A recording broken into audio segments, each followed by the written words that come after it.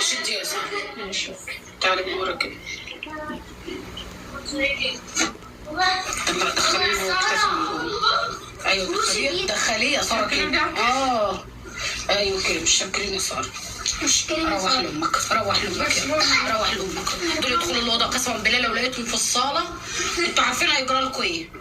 عارفين هيجرى لكم ايه؟ اتفضلي. عامله ايه؟ طلع تشوف مين اللي جالها. يا بابا هعمل ايه؟ ايه الاخبار؟ الله يخليك. النور اخرنا ده في النور. ارتاحي اقعدي اقعدي. انا فاتحه لايف اصلا وعشان ما اديتش مواعيد لحد بقول لها مين؟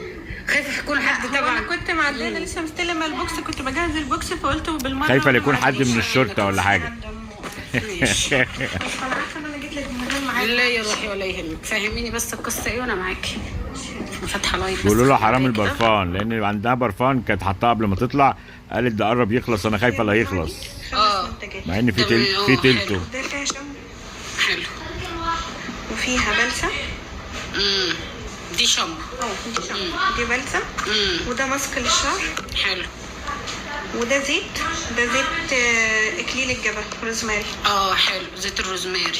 تمام زي الفل. ده حلو بتاع تنبيت الشعر ده. وده وكس تثبيت الشعر. هي المجموعه كلها فايدتها بتنعم الشعر بتفرده.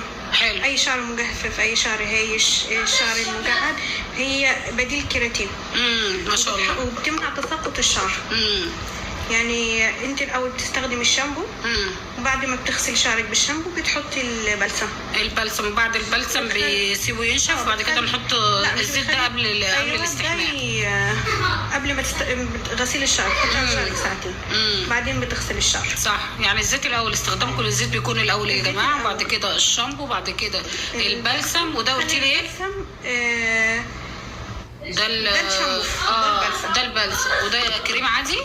ده كريم ماسك للشعر. ماسك ممكن بعد البلسم. الماسك ده ترتيب رقم 1 كده بقى. احنا كده البت ايدها بيضه. وسعي ايدك هتبان الفرق ما بينك وما بين.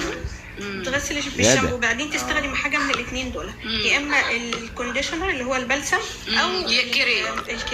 حلو. بتخليه على شعرك 5 دقايق وانت في الحمام بعدين تغسلي. واخده بالي.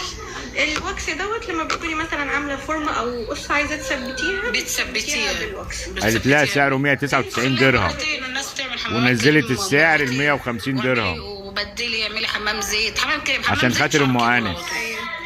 هو عرض ام انس ولا ده هو عرض ام انس؟ شوفوا ام انس عشان خاطر